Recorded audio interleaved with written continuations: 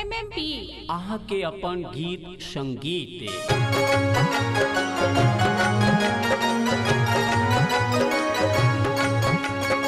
अपने सुन रहे छी MM प्रोडक्शनक प्रस्तुति।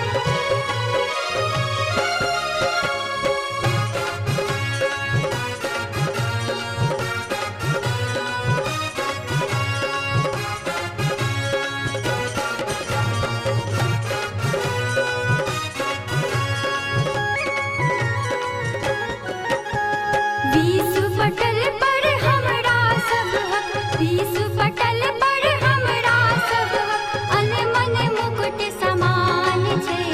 तीन रंग में रंगल तिरंगा भारत के पहचान छै।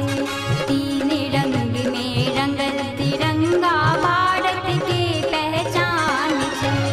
विश्व पटल पर हमरा सब हक, अनमन मुकुट समान छै। तीन रंग में रंगल तिरंगा भारत के पहचान छै। तीन रंग में रंगल तिरंगा